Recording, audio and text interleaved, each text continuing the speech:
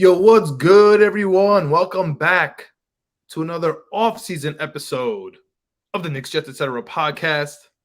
And with me, as always, my buddy, my co-host, my pal, the main man, the foundation himself, Mr. Greg Albert. What's up, man? What's up, John? Happy to be back. Happy to be here talking Jets with you. It was a great week to get away, and now we're back. And I was hoping we're going to have some more Aaron Rodgers news. I was hoping we're going to be here to celebrate because the last episode we did was Aaron Rodgers Eve. We have some stuff to celebrate, I would say, but it's not the full thing. It's not the whole enchilada I was hoping for, but we'll get into it. How are you, John? How's everything going? What's up? I'm What's up good, with you? man. I'm doing great, dude. The Knicks are doing great. The Rangers are on some crazy streak right now, trying to win that division versus the Cades as we speak. I mean, they already have my Knicks playoffs money. Like I'm ready to go over there. Rangers are the Garden's gonna be insane. At Winning P Weekly, we had that episode with the March Madness. You were there in Albany Yes. representing that. There's just been so much anxiety, right? Whether it's from the Knicks, whether it's from the Rangers, whether it's from the World Baseball Classic, right, with the USA in the finals right now, whether it's Furman, whether it's Furman or just me kicking myself for taking the Arizona and the Virginia every year and the Purdue and just being dumb and the Duke, right? So and the one thing we were supposed to have, man, is number 12, Mr. Aaron Rodgers. He was supposed to come on that 1:00 on Wednesday and get rid of all of our anxieties. Tell us everything's okay, man. Don't worry. In the way he did, Greg. And so I can't really blame him anymore, right? And so I think, let's get right into it. Everyone has opinions now, okay? Because when something is floating out there for so long, everyone has an opinion. Things get aggregated. No one knows what's true anymore. That's why I believe that Aaron Rodgers went on the McAfee show at 1:00 p.m. on that Wednesday, because the news was Aaron Rodgers, he's going into the darkness. We're all waiting on him. How can the Jets let Derek Carr go when we're still waiting for the guy to get out of the darkness? We don't know. We should call Lamar Jackson. All these things, like the Jets are being dumb, and it's all because we're waiting on the diva, quote unquote, Aaron Rodgers. Yep. That's why, in my opinion, he came out. And let's see what he had to say, Greg. Let's see what he had to say. I love that. Right from the horse's mouth. It was, how do we treat older players on the way out? And it's ironic that now I'm that player, but I think that's the beauty in life is the the sense of humor that the universe has. But so I'm no malice, no bitterness towards the Packers. It's been bittersweet for sure the last 10 days. So I've shifted my focus to entertaining, what the plane would look like, and had the Packers granted obviously permission for the Jets to come out and visit. We had a nice visit. They decided to leave their cars in the street, which attracted paparazzi attention, which got a few of them photographed, which I thought was pretty funny. But and a couple of mistakes early. But we had a nice conversation, and I told them, listen, I'm not ready to make a decision about anything. I want to get back into my workouts and see how it feels. To really hit it hard for a week. I've obviously been working out before that, but to really hit it hard for a week and to see if the drive and the passion is still there, and then I'll see where we're at. And so again, this is why this is not a decision here. The decision I think was made in my mind whether or not I was able to admit at that point. Really on that Tuesday, I wanted to play, and then it was how is my body feeling? Is it going to be able to hold up? So at this point, as I sit here, I think since Friday, I made it clear that my intention was to play, and my intention was to play for the New York Jets. Yes, Greg. Did you hear that? One of the best sentences I've ever heard in my life. I mean, Aaron Rodgers wants to be a Jet.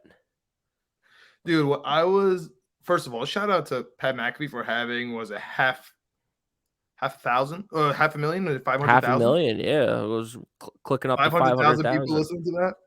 Unbelievable. Watching live, yeah. I freaked out once he said that, and it's crazy because it was so anticlimactic. Like I expect fireworks and the breaking news and just the spectacle, right, of something to happen. it really did remind me of the LeBron James decision. And I'll admit it. I'll admit it on video, on camera, on podcast, wherever you listen. I'll admit it, Greg. I went out to Times Square that day. I didn't believe the reports about Miami that morning. I kept my head in the clouds. I was like, no, it's fake. It would never leak. He's having the decision for a reason. This is all nonsense. People were mentioning the Knicks in the morning still, that it was still a possibility. I went. Me and a couple of my friends, we went to Times Square to watch it on that stupid big screen. And then after, it just rolled on ticker on the bottom, LeBron James chooses the Heat. I guess I wasn't that silly because Jane McManus was covering for ESPN at the time. She was there. She took my quote. I said it was the worst day ever. At the time, it honestly was. I mean, the Knicks, we were gathering up for like 3 years for that free agency. We ended up getting Amari Stoudemire. Like it was tough. It was a really tough day for me, and I was not bracing myself to be disappointed, but it had the same vibes. What do you think about Aaron Rodgers kind of taking the plate away from him, the blame plate, whatever you want to call it? The whole world's waiting on you. You're ruining the Jets. You're ruining the league. You're just like Brett Favre. You're just like Tom Brady. You're just like LeBron James. Like all the negatives of those guys, none of the positives, that came out of those careers. How do you think he handled that? Just being on the Pat McAfee show and honestly giving his goodbyes in the beginning, right before this, talking about his experience going into the darkness, and now talking about the Jets by name. Dude, I thought it was incredible for a few different reasons. One, it's like he really did take the whole process into his own hands. And I like to see that. I like to see that if he's going to be the franchise guy, if he's going to be the face of this franchise, I like to know that he is comfortable speaking his mind, whether it's internally, whether it's with meetings with our staff or whatever that flew out to California, or whether it's to this media. I mean, a big storyline people were talking about is that, like, oh, Aaron Rodgers and the New York media is going to rip up Aaron Rodgers. Howard said that. Yeah, I mean, you saw how he handled it. You saw how he handled Schefter and all these other Diana, whatever his name, I think was the quote. Yeah. He's on another level. It's not the New York media. He's national media. He's one of the top quarterbacks in the NFL, the biggest sport in America. So he's going to handle New York media fine. He's going to handle any type of media fine. And I don't know, man. The way he started was like, there was 5 minutes of like, what are we doing here? Then it was like, I'm not here to announce anything today. I just want to talk about the process. I'm so happy you brought that up. I remember that. And I was, dude, it was a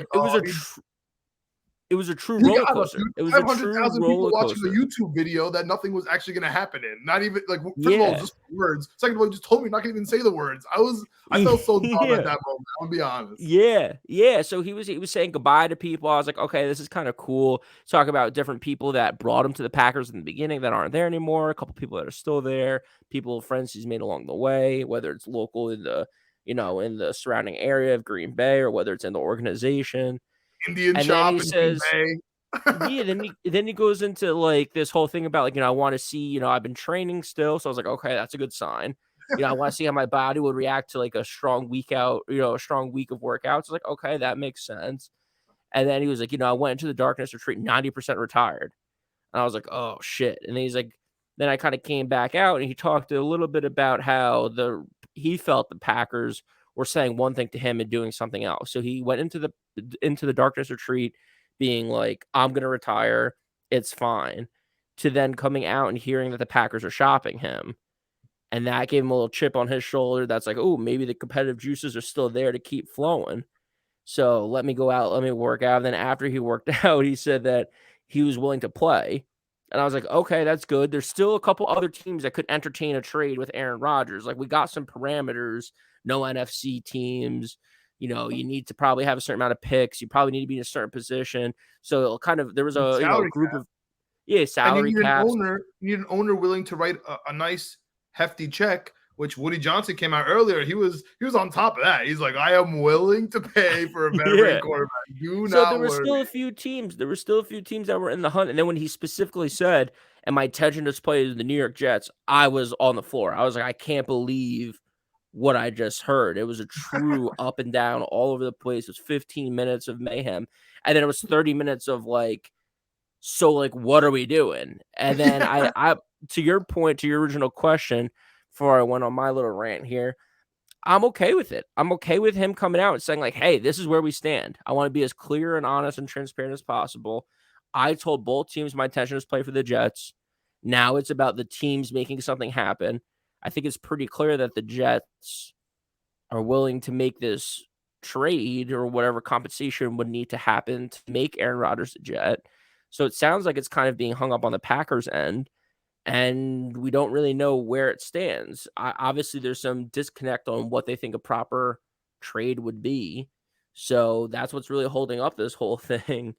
But you saw who were signed, and we'll talk about that. You saw who we're going after. I mean, who other names are on this quote unquote list. I love that he talked about the quote unquote list as well. Everything from that point on, I thought was awesome. I don't know if it's just because he said the magic words, I want to be a Jet, or if it's because he's just a cool guy and he's awesome. But either way, both things are lining up well for me right now because he wants to be a Jet.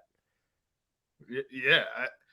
I mean, you hit the nail on the head. He was passing the buck. The whole thing was this is all Aaron Rodgers, and the Green Bay Packers are waiting, and the New York Jets are waiting, and he's holding two franchises hostage. Yep. The draft is coming up. And he came up right away, and he was honest. That's what I really love about Aaron Rodgers.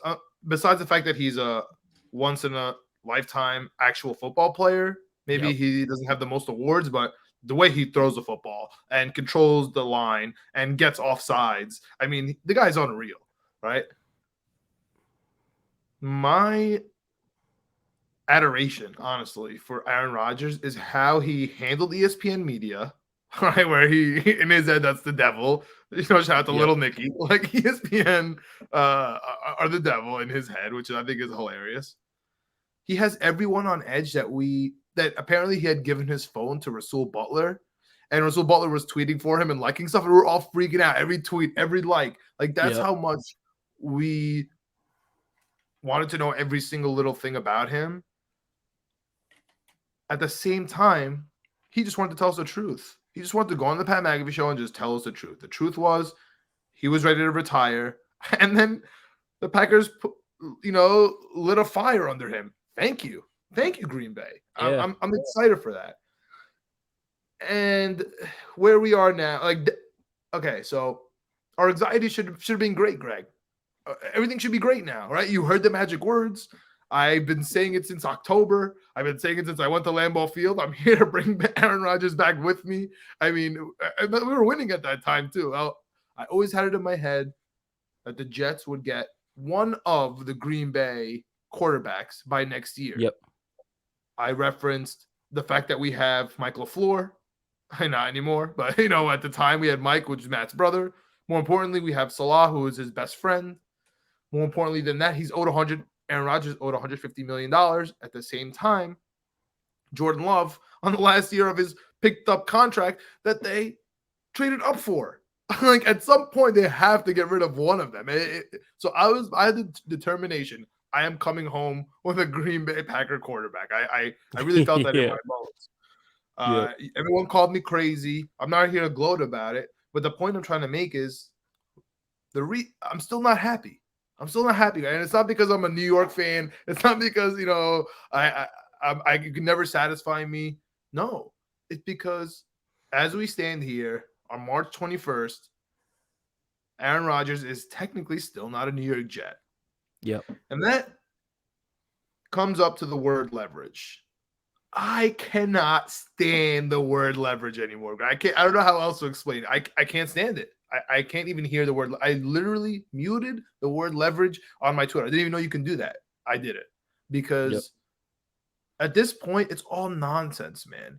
You could tell that it's nonsense because of how Aaron Rodgers told us this is all went down. And I believe him, right? We had Mark Murphy coming out the day before, 2 days before, talking about Aaron Rodgers in the past tense. We have Woody Johnson talking about how excited he is to pay for a quarterback. Then we have Aaron Rodgers saying this is all on Green Bay trying to get compensation for him, which he said, which is kind of ironic. And he kind of put it as, wow, I understand now what they were doing this whole time. This was never about him. I think he made it a point to say that he's the best player ever to play for Green Bay Packers. And he's like, I know there's Bart Starr, I know there's Brett Favre, but I'm the best. I'm the longest tenured. And I think that's hilarious, the way he approached that. And we all blamed him, Greg. As a nation, as Jets fans, we all blamed him for now signing Alan Lazard, even though it's an unbelievable contract. It's only $22 million guaranteed, and $3.5 million of it is on the cap in the first year. Unreal. That's unreal. We heard about how bad of a locker room guy he is. Alan Lazard came out in his introductory press conference, said that the Packers wanted to cut me, and Aaron Rodgers stood on the table for me. Yeah. I thought that was the opposite of what Aaron Rodgers does. I thought wide receivers mess up. Aaron Rodgers tells them to go home and bring me somebody else. Bring me a new toy. That's what we've been told this whole time. And that's why Aaron Rodgers keeps saying, just listen to me. I will literally tell you. You mentioned it. They asked him about his wish list, right? So we have Lazard, who we just signed. So they asked him about that. They asked him about Randall Cobb. They asked him about Sadie's Lewis. All the people that he's honestly mentioned on Pat McAfee's show all year round. So, and he even mentioned them specifically as how he likes to play with them. They added Bakhtari, but he just restructured. So that was never a chance. It's really not hard to make up that rumor. Just listen to the Pat McAfee show, name the people that he loves and he always wants to play with. And it's very easy, done. And make the Jordy Nelson joke. And here you go. Here's Aaron Rodgers' wish list straight from Diana Rossini, who he literally won't answer their text. So I don't know how she got his wish list. Makes no sense to me. Either way. Yep. The question of Mr. Odell Beckham came up. Yes, it did. What did you think of his answer there, man? I mean, I don't know. So for the people. Yeah, the question was, do you want to play with Odell? The question was, I think the answer from Aaron Rodgers was, who doesn't want to play with Odell? Yeah, which is a great answer. Yeah, I guess, but I mean, it's to me, it's like a quarterback's perspective. It's like, yeah, of course the quarterback wants to play with Odell. It's does the team want to play with Odell?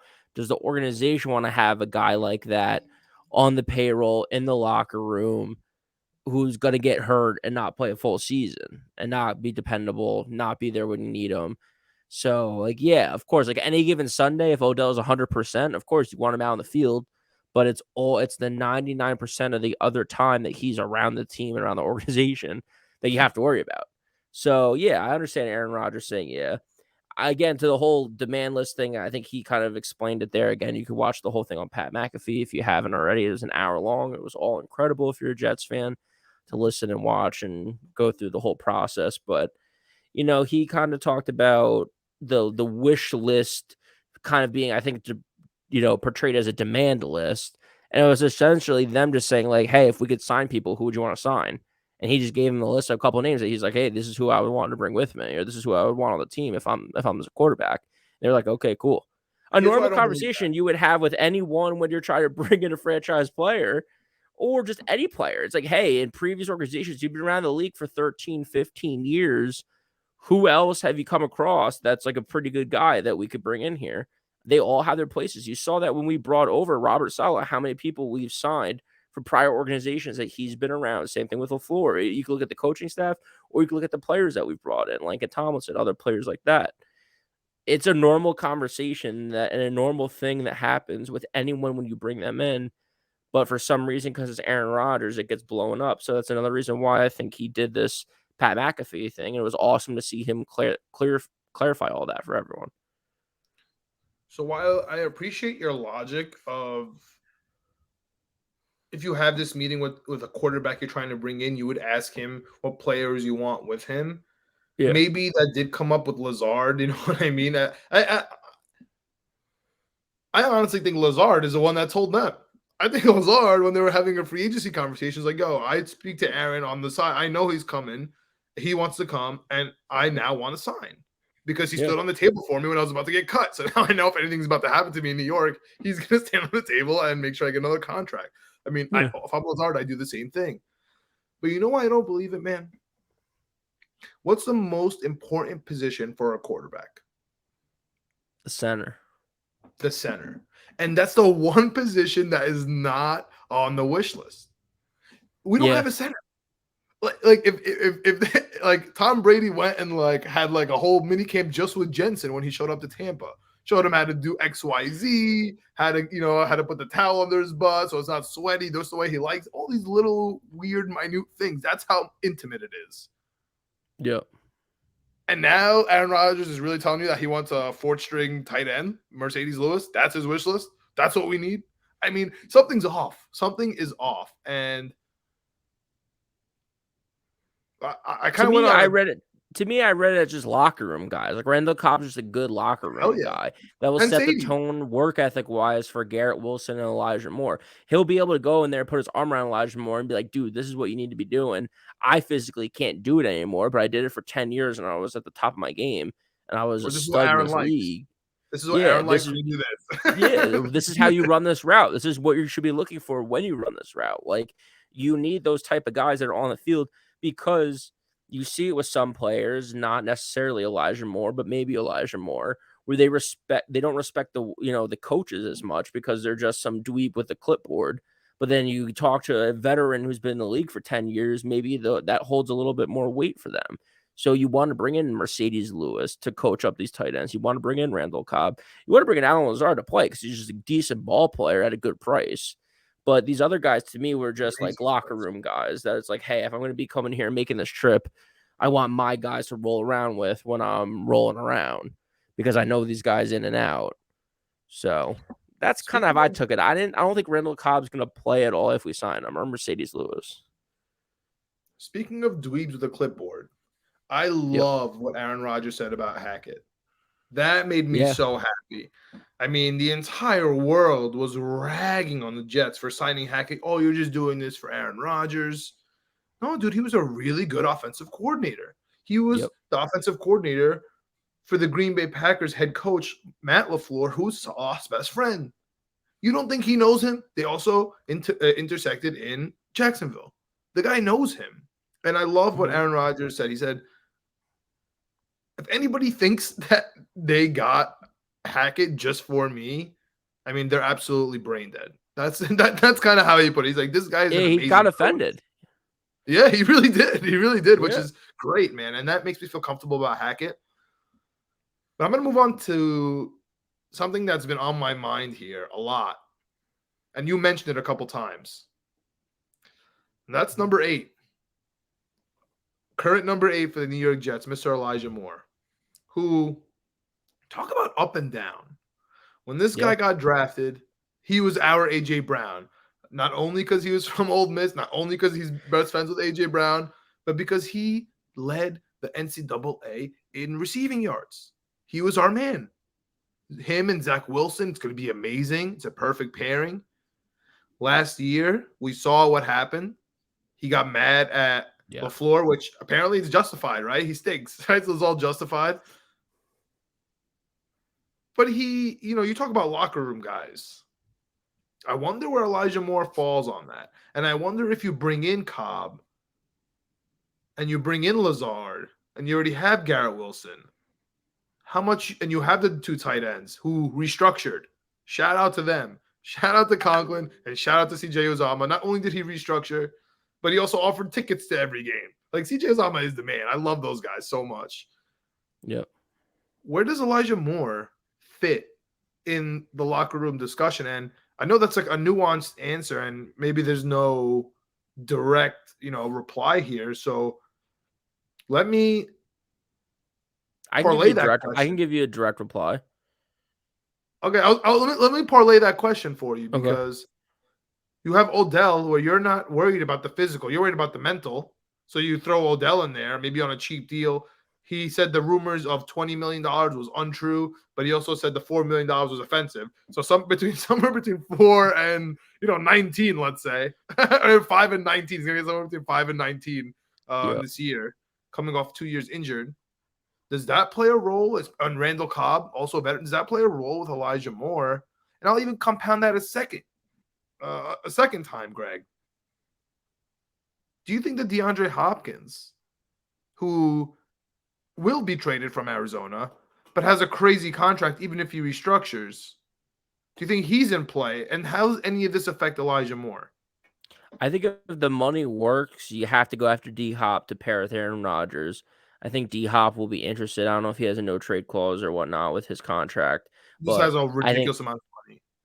Yeah, which is fine if we have the room for it, especially with Aaron Rodgers' deal. It's supposed to be very cap friendly, so it's supposed to be room. Obviously, we need to go out and sign other players, but as we've talked about at length, there's not as many holes as there's been in previous seasons. So if you can get D-Hop, who I think is a legitimate number one wide receiver, it'll be the first time he's playing with like a legit quarterback in his future Hall of Fame career. So I think he'd be eager to do it. I think we'd be eager to do it. That would make him the one. That would make Garrett Wilson the two.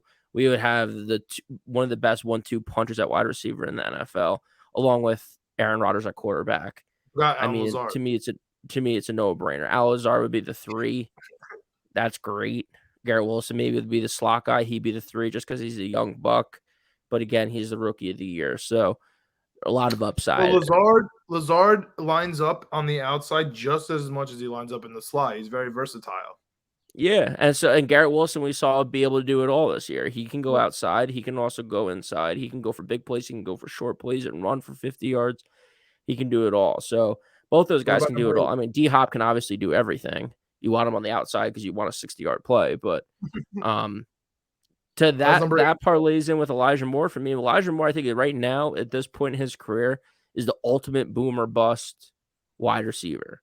I think that if he gets it together and he can focus up and we can get Aaron Rodgers in here and he can be happy and we can be happy and we can make this work, I think Elijah Moore can be just as good as Garrett Wilson, if not better. I think that if he keeps a bad attitude, he can't find playing time because of this depth chart. He can't make it work mentally. Obviously, physically, he's fine. He did have an injury his first year, but physically, he's fine. But obviously, mentally, he's not happy about this. He demands a trade. He wants this and that. He wants, all this stuff. If he can't figure that stuff out, he could fizzle out and be out of the league in 2 years for sure. His contract's up. No one wants him. Maybe he signs a couple, small contracts somewhere. But I'm glad you mentioned the C word because I'm going to say something very unpopular. Yeah. And it's something the New York Jets, in my opinion, I can't remember them ever doing. Maybe with Robbie Anderson.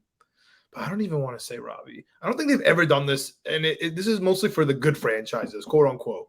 The Patriots of the world, back in the day at least. They do this. They get rid of a player 1 year too early instead of 1 year too late. Yep. And I'm wondering if that really truly applies to Elijah Moore this year. Because, dude, we're not going to pay him. We're not. Like you said, we're going to be better than Garrett Wilson. Garrett Wilson broke almost every record for the Jets wide receivers ever. We've never seen a wide receiver like that, and he's a rookie. No, I agree, but I think Elijah Moore has that potential. I really do, especially if Garrett Wilson is getting the number one DB every time. I think Elijah Moore can be great. You think we'll pay him? I think if he turns around this year, I think if we don't sign like Odell and D-Hop and it's Lazard and Garrett Wilson, and he has a phenomenal year this year, he's a second-round pick, right? So we have him for 2 more years under contract, I think. So I think if he has a phenomenal season this season, has over 1,000 yards, plays pretty much every game, gets a couple touchdowns, has a great year by all standards, I don't see there's a reason why if he repeats that again next year, we don't pay him a decent salary. I don't know if he's going to be a top-end guy. Like Garrett Wilson's probably going to be a top 10 paid wide receiver if Garrett Wilson keeps up this pace, because to your point, he's breaking records in his very first season. But with quarterbacks who threw 8 touchdowns total. We had 8 total touchdowns. Yeah. 3 quarterbacks plus Berrios. 8 total. Yeah. Yeah. So exactly. So, if Rodgers comes in here and throws 30 and, Elijah Moore can catch 8 of them, then all of a sudden it's like, okay, it's a totally different conversation. To your point, he was great in college. He was on a phenomenal receiving core in Ole Miss. DK. Lane Kiffin offense with, AJ Brown and DK Metcalf. I mean, that's insane. Probably one of the best, if not the best receiving core of all time in college. So he's been around a winning team, but dude, he's just had, mistake after mistake. So we'll see how it goes. It really, at this point, I really do believe it's the ultimate coin flip. It's the ultimate boom or bust. I can see it going either way. If we're happy with where he's at right now, and he has a good season this year, I could see him being a lifelong Jet and having a phenomenal career. I can also see it fizzling out. And to your point, he has an okay start to the season. Maybe gets one good game with 2 touchdowns and 100 yards, and we trade him for a 3rd-round pick to move on from him because we have other people that could play, and it's just not a headache that we need to deal with. Yeah, I mean, it's definitely not the financially sound move to make. I 100% agree. You keep him, he's good, he's cheap. You let him fizzle out in 2 years, regardless of what he does, and just call it a day. That's a great pick, especially for the Jets in the 2nd round. Yeah. We also didn't mention Denzel Mims. He's still around, and I wonder what we're going to do with him. My Madden brain wants Odell on a cheap 1-year prove-it deal, $5-6 million guaranteed with, $5 million in incentives, and to trade maybe more and a nothing pick. Because the rumor is right now the Cardinals want a 2nd pick and a player, a productive player. Instead, we'll give you Elijah Moore and like a 5th or a 6th. Or we all know Joe Douglas is allergic to 7th-round picks. So maybe we'll do a 7th. I know that's crazy. But something like along those lines because we're eating the contract. Yep. So it's not financially sound. Get D-Hop in there. Odell's in there too. All of a sudden, you have D-Hop, Garrett Wilson, like you said, Odell, and Randall Cobb. Plus our 2 juggernaut tight ends and maybe Sadie's Lewis. So, Alan Lazard. Yeah. Oh my God, I haven't even mentioned Alan Lazard. So yeah, I mean, it's almost like an overkill, which is crazy. So that's why I feel like the financially sound decision is to keep Moore. But I'm just wondering, man. I'm wondering if Moore maybe slips into the Aaron Rodgers trade to save us a pick. Maybe slips into D-Hop. You know what I mean? Or maybe somewhere else. Who knows? Like, there's still a long off season to go. Feels like it's gone forever already. But I'm curious, man. I'm not really sold on Elijah Moore being on the roster. I'll tell you that right now. I'm really not. That's something to watch out for. It has to be for a good deal. We're not going to sell him. We're not selling. It's for our benefit. But I don't know. It's been on my mind a little bit with Elijah. Speaking of things that have been on my mind, Greg. Yeah. Oh my goodness. Braden Mann is officially off this team. I am so happy that we got years Tommy in the Moore. making. I've been thinking about getting rid of Braden Mann for over a year and a half. Shout out to him for the onside kick versus Nebraska. Shout out. We wouldn't have been in the race without you, dude. I commend you, but also Joe Flacco did great that game. So I don't know, it's whatever. Yeah. All right. We got Tommy Morstead. He was on our team when we were in London. I went to that game. He was a really cool guy. I met Elijah Vera Tucker.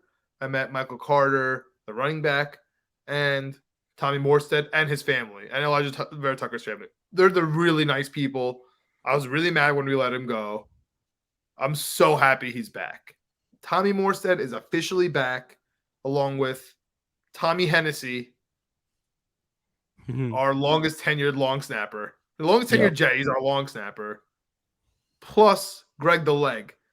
Do we officially have a special teams, Greg?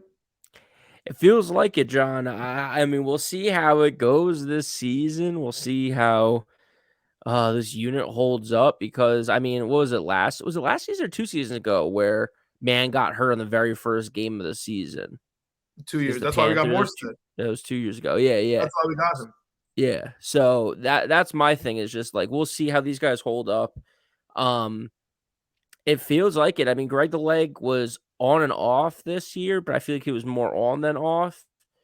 And yeah, I mean, if Morstead can get it going, we haven't had punting in a while. It feels like a good punter, at least in a while. So if he could be good unit for us, that would be great. Because we've talked about it. We need defense, we need special teams, and we need to run the ball. And we've been lacking in the special teams department for a long time. So I'm hoping we figured it out. Which is crazy, dude, because literally we had a special teams only player in Justin Hardy become all pro. Yep. All pro. Yeah. You just told me he can't punt. He's literally our gunner. What are we talking about? You know what I mean? That's how good he was. And I'm so happy that he tweeted out right when it happened how excited he is for Morstead. You know, that validates me. It really, really validates me because he knew how terrible he had it, you know, as a Jet, you know, trying to be a gunner. When there's really for Braden, man. It's tough, dude. That's really tough. So I'm really glad. It's a tough assignment. He was an all pro at it. So hats off to him. I like that we kind of have an all pro guy that's like only special teams that kind of captains the special teams and keeps his eyes out on the special team signings. Like, I like that we have a guy like that in the locker room because it is a big part of the game that I think people just overlook. So I'm happy we have that. I'm happy he's a Jet. But I do want to talk about that tweet from Shefty. Tweet from Shefty saying that the Jets are shopping Braden Mann was maybe the most hilarious tweet I've ever seen in my entire life, especially from Shefty. I'm not even exaggerating.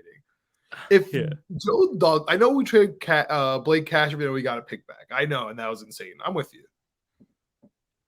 If the Jets are able to trade like Ashton Davis and Braden Mann and get a pick, I'll melt. I'll actually somehow get a Joe Douglas jersey. I don't know how, but Joe Douglas merch. I don't know how I'm going to do it. I'm going to figure it out. I'm going to sit down because, wow. Aaron Rodgers and to get rid of Braden Mann in the same offseason, plus you sign Alan Lazard for $3.5 million, and everyone's already making fun of you. Right? They're making fun of you for waiting on Aaron Rodgers. We're making fun of you for not having an O-line. Meanwhile, Dwayne Brown's coming back. We got a couple of guard center hybrids to kind of hold us over just in case. And dude, listen to this. I know nobody cares. I know. But at the moment, we're in line for the maximum amount of compensatory picks, which has never happened. I've never seen the Jets get a comp pick. That's usually the Patriots. That's usually the real franchise. Like, you know, it's like, honestly, that's never the Jets. And sure, it's 2 6 and 2 7s as it stands. That's fine. We for signing Lazard, the Rankins thing kind of canceled that out. But other than that, Shepard, Mike White, those are the big kahunas here, and that excites me, man. I don't know. I know it's dumb. I know it's not a big deal. But the fact that we're adding random picks next year for no reason, I wonder if that also makes a difference with signing OBJ, with going out and trying to sign another guy. You know what I mean? That's why they want a Randall Cobb. That's why they want a Mercedes Lewis. That's why they want to maybe, this is not a rumor, this is just a John rumor, trade for D-Hop. You know what I'm trying to say? And not bring in heavy hitters with big contracts. You know, maybe that's why we didn't get Gardner Johnson, even though it's an $8 million deal. I don't know. I know you're going to say, well, we want to go all in. Who cares about 6 and 7 picks? I don't know, dude. I don't know, but maybe if you offer a couple extra picks to Green Bay and now you're fine giving up a 4th or a 5th because you know you have 2 6 and 2 7s, maybe that works. Maybe those get computed into, 1/5 instead. I don't know, right? No, it's a magic system. But Nick I don't know either, John. What I do know is that if you talk about a franchise moving in the right direction, I'm just happy that we're getting compensatory picks. That's something that you said is reserved for great general managers, for great front offices, for good franchises. We never do that. It's just another thing that we can just tick the box off for Joe Douglas to be like, hey, he's doing this right. Like if you have the laundry list of the 40 things it takes to be a general manager, one thing is picking up 4 extra picks. Granted, it's 2 6 and 2 7s, but 4 extra picks in the NFL draft. Yeah. And so just for you listening right now, that date is May 1st. The cutoff date for comp picks is May 1st. So I'm wondering if maybe they kind of talk to OBJ, say they want OBJ, and they're like, oh, listen, we'll give you it, but it's going to have to be after May 1st, dude. You know what I mean? After the draft, after May 1st, so we can kind of gather some. I don't know. I really don't. Maybe Quinn Williams' contract is going to be done after that as well. maybe that's going to save us money on this first year, just like Lazard. Like you'll still get your money, but it'll be mostly in a signing bonus. Like poor Woody Johnson, dude. And I mean, I guess this is a good time to praise him again because he's been the number one. He's been the number one enemy. As soon as he went out to London, Chris Johnson came. It's all Woody's fault. He meddles.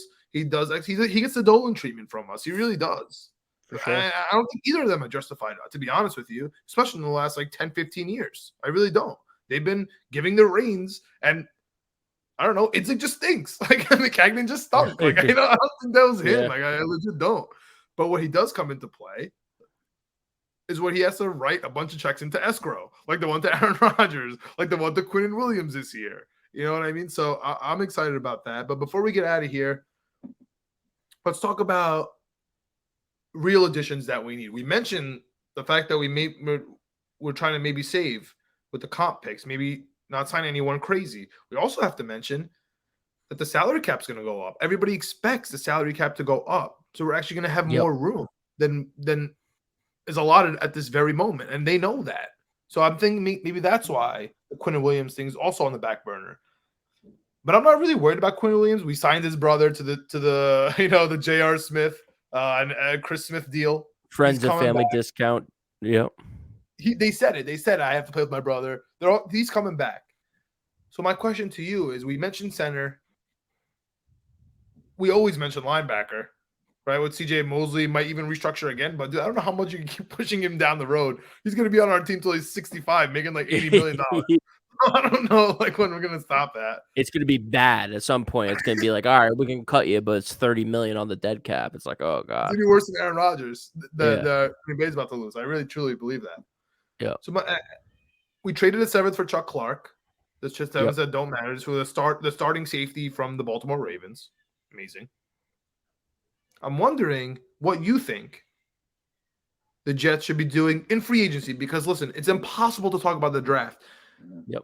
And that's where I'll give the L word, the leverage word, the L word to the Packers there. Because even as a Jets fan, I'm like, yo, I don't even know how to study the draft. I know what players I like. I know what players I don't like. I have no idea where we're drafting. I'm like thinking about like the 4th round. I'm like, all right, we'll definitely have our 3rd and 4th rounds this year. Let's like hang out around there. Who do I like there? Who do I like at the back? Because I have no idea what's going to happen. So I'm wondering. I'm wondering how the Jets feel about that. Whatever. We'll get to that later. Let's just think maybe free agents. Only if you want to add someone, we have to address this in the draft. Let me know your thoughts. But in general, O-line, defensive tackle, linebacker, and safety. Like what's up? What do you think the Jets are going to do? How do you think the Jets are going to handle those 4 spots? Yeah, I don't think I have a list of players prepared for today. Like I just want to kind of talk more high level about like maybe the priority levels for me. And maybe next week's episode we can dive in a little bit more. I mean, like you said, we were hoping out there, bro. Everyone's leaving. It's not like you're gonna be sitting there with the 65 names. Like, oh, this guy could be my center. Oh, this guy could be my linebacker. Like, no, it's like it's scarce out here. Yeah, and I like you said, like last week we talked about the center position. There was like 3 names we had on our list. So to me, that's the number one thing. We have to figure out the center Jones position. from the Titans, and then a rookie. Like that's really where we're at right now. Or McGovern back. He's still not signed. Exactly. So it's right. Bring McGovern back. Jones from Tennessee, or sign someone else that's not that good, or draft someone and have Aaron Rodgers play with the rookie at center. I can't imagine that's what we're going to do. So to me, number one is the offensive line. I mean, we just saw how bad this offensive line got throughout the season last year due to injury. It's going to happen again this year. It's going to happen every year. To me, the seasons like the Dallas Cowboys had, where everyone was a top 10 offensive lineman. They were all healthy the whole season, and Zeke went nuts. Those are like once in a decade type seasons. Every other season, your offensive lineman somewhere along the position group is getting hurt, whether it's your center, whether it's your guard, whether it's your tackle, whether it's multiple tackles. I mean, last year we got decimated at tackle. So that's what you never want. You never want a lot of injuries at one position. You kind of want them spread out. We weren't that lucky last year, so we have to plan for that. So to me, offensive line's number one. To me, I honestly think that linebacker is number 2, because I think we're kind of okay at D line. If we bring back, What's up? Not D tackle though. Or bring back Q Will, right? Yeah, but there's nobody next to him anymore. We struggled without Rankins last year, honestly, man. Yeah. And Yeah. Shepard's gone too. Shepard's another one of Okay. the compensatory pick guys. But to me, it's linebacker because we can find a D tackle to play next to him. There's a couple options out there. You know, Calais Campbell. I saw that from Baltimore. Like, you know what I mean? Like, there's vet guys like that might be like, okay, Aaron Rodgers is here. I'll play on a little bit lesser contract to try to go win a ring. Or there's guys out there who, deserve more money or in the middle of their year and are going to be here for 5 or 6 years. I think Calais Campbell probably isn't going to be here for 5 or 6 years. So they So offered Fletcher Cox a huge deal, more. It's probably a 1-year deal also because he's also a veteran, more than what he accepted for the Eagles. So clearly they're okay with that type of 1-year veteran defensive tackle spot. yeah. Yeah, and so to me, the D line I'm less worried about. The linebacker position I'm worried about because there's a lot of names that were on the move this offseason. We saw it with was it Trayman Edwards who left from the Eagles. We saw the guy from Buffalo leave Bills. as well. Yeah, Trey. Yeah, Trey.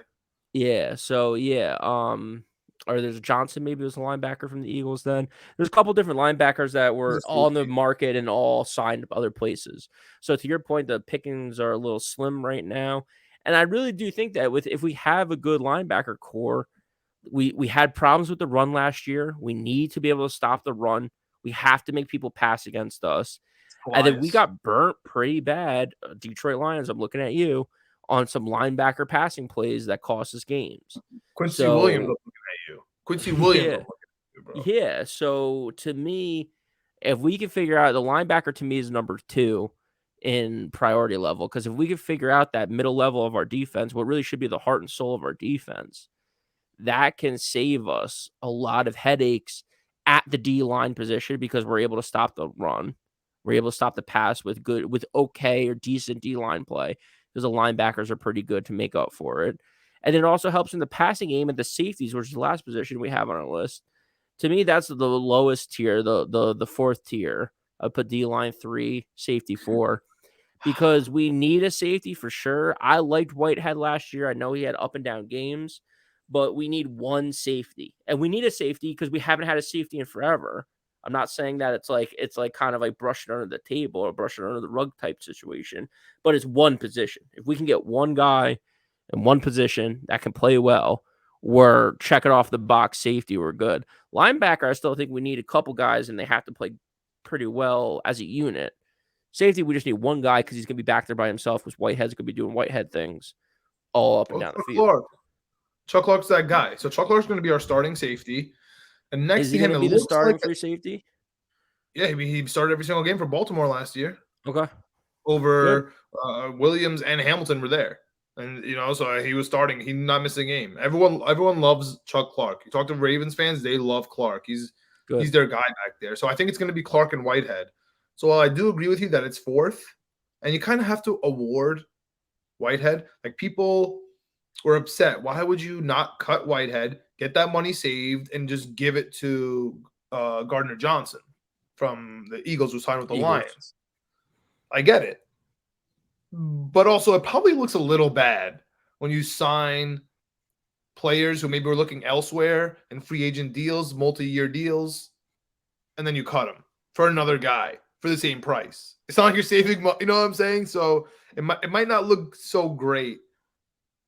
So I do agree with you. It's last on the Jets' priority list. Maybe we'll draft someone. I mean, Branch, I think is going to be a late second, maybe even 3rd round pick. I know everyone's freaking out about him right now, but you think Joe Douglas undervalues safeties? Watch what the draft does to the safeties, man. He's going to drop.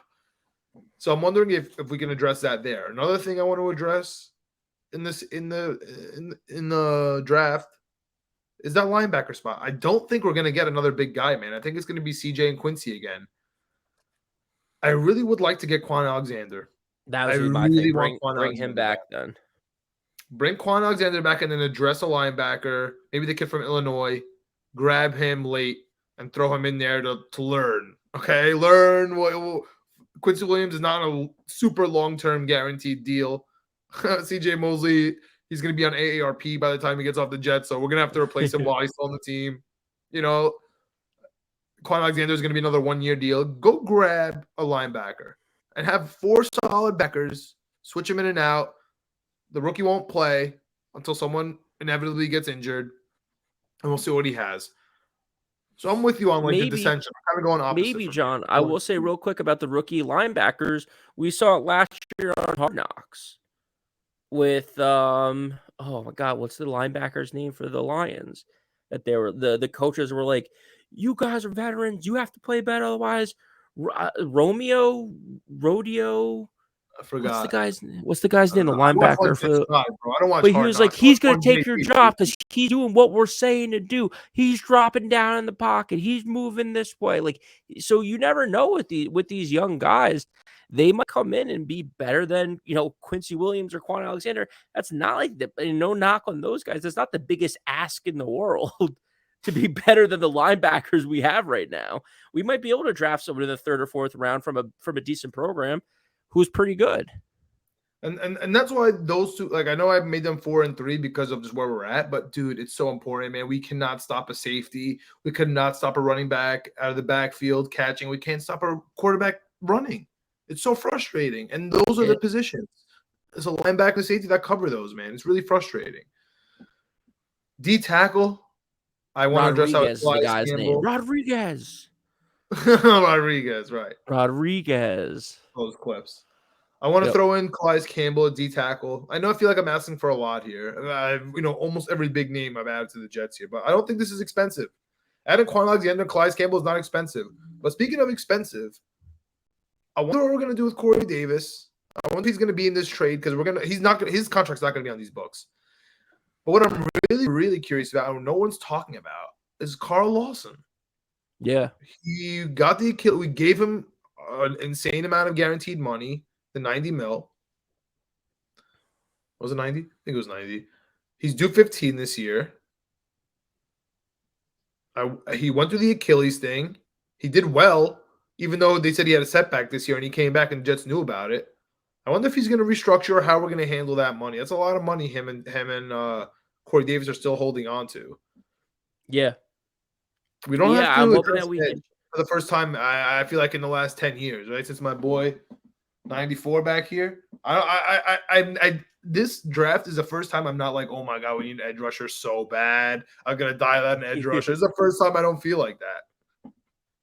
Yeah, especially because we saw Jermaine Johnson come on towards the end of the season after he got over injuries. We have guys. I think, to your point, I think Carl Lawson restructures, saves us a little money. We put that money into Q Will. It makes both guys' jobs easier. It's like, dude, we'll make your contract more incentive-based because we're paying Q Will. Your job as a pass rusher is going to be easier. His job as a D tackles, as a nose guy, is going to be easier. So everyone wins. Maybe it gives us enough money to sign Calais Campbell, then your job's real easy. So, you're getting more sacks and more big game bonuses. And we're making a playoff run and a Super Bowl push. So, to me, it sounds like most of the guys around the locker room have been willing to do restructures and new deals and stuff like that. I hope we can save $10 million, say, this season on the books by restructuring that deal. Maybe move it to some to a signing bonus. Maybe move some to incentive base. Woody's got to write some more checks, bro. That's what I'm saying. Woody is coming close for us this year, man. But that $10 million, to your point, could be used for Odell Beckham. Could be used for Calais Campbell. Could be used for a linebacker if there's still one out there. So that $10 million could go a really long way. It could be used for a center if the Johnson or whatever comes over from Tennessee. So, a little bit here and a little bit there, it really adds up when you're talking about this free agency. To your point, I was hoping to have a whole episode. Maybe next week we'll have a whole episode breaking stuff down because the Aaron Rodgers deal will be finalized and we'll know exactly where we stand. Listen, bro, contract wise and pick wise. This week, bro. Uncle Trey said this week, and I believe Trey. I believe Trey. Yeah. # believe Trey. I hope so. I really do. That would be a really fun episode. Next week we'll know exactly where we stand in the draft, at least this year. Because next year will be conditional picks, I assume. Yep. But I agree with you, man. The number one priority right now is center. That's where my anxiety starts with Aaron Rodgers and it ends with the center. Everything else, I'm gonna give you a hot take right now. Our first 3 picks are gonna be defensive players. It's gonna be a lineman, a linebacker, and a safety. Maybe not in that order. Depends who's there. I that's what I think. So I feel like we have to kind of add stuff, in the free agency with the wide receivers a little bit. Maybe supplement the defense a little bit with real veterans for cheap. Supplement the offense with veterans for cheap. Maybe you can make a trade for D-Hop, make him restructure. Sign Odell for cheap. Sign Quan for cheap. Sign Calais for cheap. And that's the only way we're going to be able to kind of start rebuilding from the back, in the draft, get some guys to kind of learn, and also be in a win now spot. Yeah, the only thing I am freaking excited, bro. I know. The only thing I'll say about that, I think the only way we've deviated from that, because it is a hot take to say, hey, you had a top 5 defense next year, and in the draft, your first 3 picks are going to be defensive players. That's a pretty hot take. The only way I really see is I kind of agree with you. The only way I see it deviating is that if there's a really good lineman available, because I think that trumps everything for Joe Douglas. That's right. So if for some reason we keep the first round pick and there's a really good tackle or really good lineman available, like a 13th spot, okay, we take them. Right. Or if we don't in the second round, there's that center from Minnesota or JMS. another couple good guys there in the offensive line position. I could see us taking someone there, because if we get a young center or we get another young tackle with Vera Tucker and, God willing, Becton if he's healthy, we have 3, excluding Becton, 3 good young offensive linemen, and then including Becton, we'll have 4 if we draft another. So, I mean, that's a good point. Like Skorowski and Broderick Jones, if they're there, I find it hard to believe that we'll skip them. Yeah, but I do have a little feeling I can see us all. Campbell. Yeah, I can see us doing all defense. There, Dorian Williams, the linebacker from Tulane. I'm hoping he goes late. Yep. The running back from Tulane, Tajee Spears, if he's there, like super late. If we get JMS, Mo Ibrahim better be on this team. I don't care if it's an undrafted free agent, the running back. So yeah, man, you got me there. I forgot about the tackles there, but dude, I don't know how you could address a tackle if you don't have a center. Like you address a position that's not of need. I don't know. We'll see. Yeah, it depends on philosophy. Depends who's there. Last thing though, I want to get us out of here because we're hitting that hour mark here, John. One thing for you is thoughts and prayers. R.I.P. Jamal Williams. It was fun while it lasted, even though it never really happened. I was daydreaming with you. I was excited about it.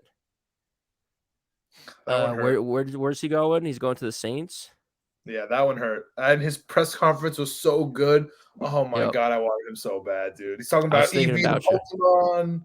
He's living his Jamal Williams and Breece Hall with Michael Carter as the third. Man, could have been something special. Michael Carter the third. Maybe a third string. Man. That was tough. That was a tough one. Is there anybody on your mind since we're here at the hour mark, is anyone on here, any veteran running backs that you'd maybe like for a cheap deal? Can I interest you in a guy named Ezekiel? No. I mean, he would be fine if he's cheap, but even then, everyone's cheap. Really. Yeah. There's no one that's like, oh, we have to go get this guy. I don't see. I mean, like Austin Eckler said he was disgruntled, but we're gonna pay. They're gonna pay through the nose for him. So we're not trading. We're not trading for a running back. Don't be crazy. Yeah, we're not trading. I don't want any big contracts at the running back position. There won't be. Bam Knight was great in the last few weeks of the season because he was fresh. Yeah. We just need fresh guys throughout the season. It's another position where people are gonna get hurt. You have to live with it. You have to deal with it. You just can't be unproductive when people go down, and we were unproductive a couple weeks last season because of the people we had. So we have to get some guys in there that can be just productive. I don't need 100-yard rushing games and 2 touchdowns. Yeah. I need 60 yards and a couple yards when it matters. Yep. To get the job done. There's Zeke, there's Leonard Fournette, there's Kareem Hunt, Jerick McKinnon. He's $1 million, but he's always rumored to us. And then there's Dontrell Hilliard from Tennessee. Who I like pretty well for Derrick Henry. Yeah, I like Hilliard. I mean, where's Saquon Barkley up to? Where's he at? He's in New York, right? He's Is franchise he tag. franchise tag? Okay, Yeah. I didn't know. I didn't see that. Yeah. So, yeah, I mean, Dontrell Hilliard is pretty good backing up Derrick Henry. Again, he got hurt last year too, missed a bunch of time. So it's interesting. I thought they were gonna. I thought they were gonna trade, or they were looking to trade in D Henry. So I thought that Hilliard might have been the running back there for next year. He's a So free agent. yeah, they obviously have some They other do want to trade plans. Henry, but thank God Miami and Buffalo is officially out. That's Yeah. exciting. They Keep got him their out. back. Keep him out of the division. That's all I care about. But Damian Harris remains. He's in Buffalo. Yep. On that note, thank you guys for tuning in to another episode of the Knicks, Jets, Etc. podcast. We have lots of things happening. We have big changes on our Jets. We have big changes on our Knicks. We're working through it right now. There's some paperwork. There's some behind the scenes stuff, but we're changing up here. We're trying to get this done. Big changes.